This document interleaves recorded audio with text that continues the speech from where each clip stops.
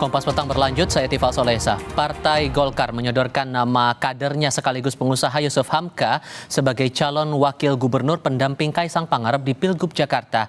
Yusuf Hamka bercerita, 11 Juli lalu usai Ketua Umum Golkar Erlangga Hartarto bertemu Ketua Umum PSI Kaisang Pangarep, dirinya tiba-tiba ditunjuk sebagai cawagup Kaisang jika putra bungsu Jokowi itu jadi maju di Pilgub Jakarta. Yusuf kaget dan bilang siap menjalankan perintah itu meskipun ia menekankan dirinya tak punya logistik. Datang teman-teman dari PSI. Nah, begitu di teman-teman PSI, Pak Ketua Umum dengan Mas Kaisang masuk ke dalam kamar. Berdua, terus saya tunggu di depan. Tahu-tahu sudah keluar memperkenalkan semua. Terus saya mendadak dipanggil. Terus kamu ditunjuk untuk kalau Pak Kaisang mau, katanya ini wakilnya. Tunjuk apa Pak wakilnya? Oh, wakil gubernur, saya bilang. Saya cuma bisa bilang, ini nggak salah Pak, saya nggak punya logistik. Logistik saya bukan buat bagi-bagi rakyat. Saya bilang, wah, saya bilang ini udah perintah. Kata. Oh iya, saya bilang perintah saya tetap jalankan.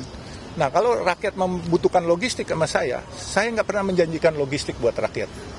Saya menjanjikan kesejahteraan kalian pasti akan lebih baik. Siap nggak siapnya tergantung perintah. Ini kan baru wacana kalau Pak Kaisang di Jakarta.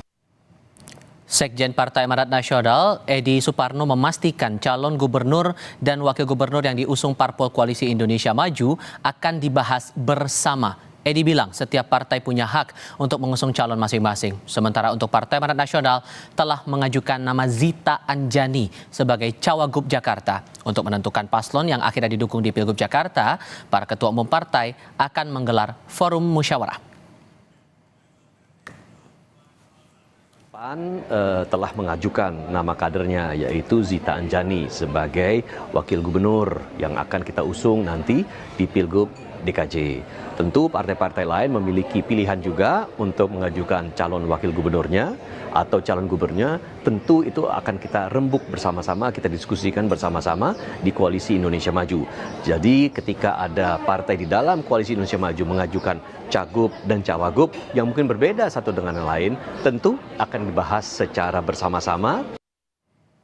Partai Golkar sodorkan nama politisi Golkar sekaligus pengusaha Yusuf Hamka sebagai cawagup pendamping Kaisang Pangarep di Pilgub Jakarta. Bagaimana peta politik di Pilkada Jakarta usai usulan Golkar itu? Kami akan bahas bersama politisi Golkar yang juga penggagas nasi kuning Babah Alun, Yusuf Hamka, dan Direktur Eksekutif LSI Jayadi Hanan. Assalamualaikum Pak Yusuf, Mas Jayadi, selamat sore, apa kabar? Selamat sore. Waalaikumsalam warahmatullahi wabarakatuh. Terima kasih sebelumnya sudah hadir dalam diskusi kami kali ini. Sebelumnya saya mau konfirmasi dulu nih Pak Yusuf. Saya manggilnya Pak Yusuf atau Babah nih? Karena kan kemarin dikenalin sama Pak Erlangga bilangnya Babah Alun. Apa aja yang penting yang enak-enak aja. Oke, Pak Yusuf saja. Terima kasih sudah bergabung bersama kami Pak. Anda mengaku bahwa nama Anda diusung itu mengagetkan. Karena belum pernah ada disampaikan sebelumnya. Tapi terakhir Anda konfirmasi ke Golkar bahwa ini perintah. Nggak mungkin dong perintah tanpa alasan. Jadi alasan Golkar sampai menyebut nama Anda jadi cawagup itu apa Pak? Wah, soal alasannya saya juga nggak ngerti Pak. Itu tentunya Bapak harus tanyakan kepada Ketua Umum Golkar yang mempunyai alasan tersendiri. Sebab itu kalau menurut saya alasan itu kan subjektif Pak, gitu Pak. Tapi Pak Erlangga bilang apa waktu itu? Ya, menurut Pak Erlangga, kamu punya kemampuan dan kamu banyak punya fans. Dan saya bilang, saya nggak sekolah tinggi Pak, saya kan cuman SMA aja. Dan kalau di university kan saya nggak lulus, saya bilang gitu.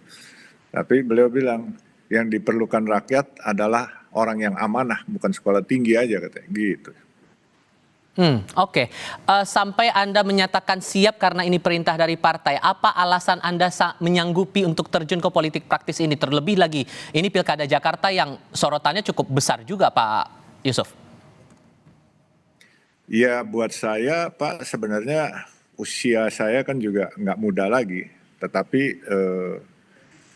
beliau kalau nggak salah pernah bilang waktu itu, coba ilmu-ilmu yang kamu punya, kemampuan yang kamu punya, pekerjaan-pekerjaan kamu ini bisa membantu warga Jakarta dari hingar-bingarnya ke macetan katanya.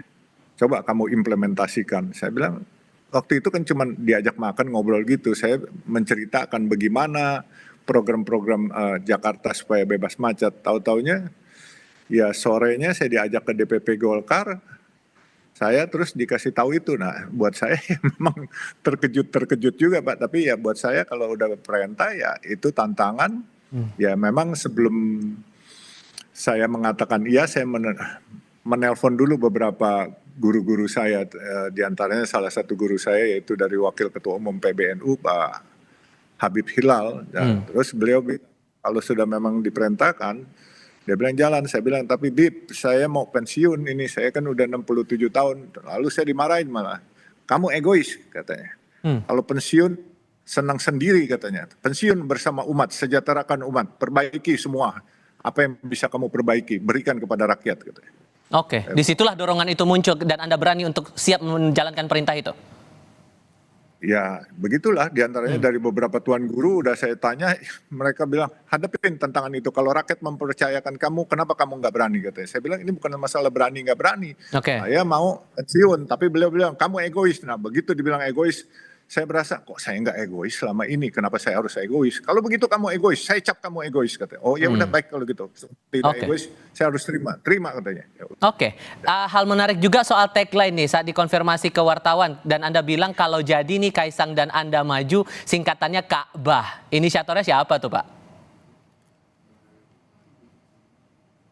Itu Pak Erlangga sendiri. Jadi waktu lagi sore-sore duduk itu, wah ini bagus nih kalau disingkat jadi Ka'bah katanya. Jadi kita berkiblat kemana? Semua langsung pengurus DPP Golkar bilang kiblatnya Ka'bah katanya. Waduh, saya bilang makin merinding lagi saya. Waduh, katanya berat banget buat saya gitu. Tapi ya, nah ya udahlah kita terima aja gitu. Oke. Tantangan bagaimana? Terima Pak. Oke, Mas Jayadi melihat nama Yusuf Hamka ini disodorkan dan tampaknya sebelum-sebelumnya juga belum ada masuk dalam radar. Setelah itu Anda membacanya gimana? Iya, pertama ini sinyal dari Golkar bahwa mereka lebih merestui Ridwan Kamil ke Jawa Barat gitu ya. Pertama itu, yang kedua itu lalu Golkar kemudian karena ada kemungkinan Kaisang yang maju, Golkar tampaknya mengalah lagi gitu. Di Pilpres lalu kan Golkar ngalah tuh, Gibran yang masuk kan gitu. Kader Golkarnya nggak maju. Tetapi saat yang sama Golkar tidak mau kehilangan semuanya kan. Golkar belum menyodorkan nama untuk minimal jadi wagub. Dan itu nama Pak Yusuf Hamka yang muncul. Saya kira Pak Baba Alun atau Pak Yusuf Hamka ini memang ya sebenarnya cukup dikenal termasuk di Jakarta ya. Dan dikenal sebagai orang yang orang kaya, orang elit tapi dekat sama masyarakat kira-kira gitu. Jadi itu saya kira satu modal yang cukup baik untuk berlaga di Jakarta. Tapi memang sementara ini data-data menunjukkan nama Baba Alun atau nama Pak Yusuf Hamka belum masuk radar masyarakat. Ada dua kemungkinan mengapa belum masuk radar masyarakat. Pertama, tingkat popularitasnya mungkin belum sampai setinggi yang lain. Jadi begitu. Atau yang kedua, mungkin popularitasnya sudah cukup baik, tetapi masyarakat belum berpikir atau tidak mengira kalau Baba Alun akan maju sebagai kepala daerah, apalagi sebagai wakilnya anak muda Kaisang ya di Jakarta. Secara keseluruhan saya kira ini memang masih wacana seperti disampaikan oleh banyak pihak ya.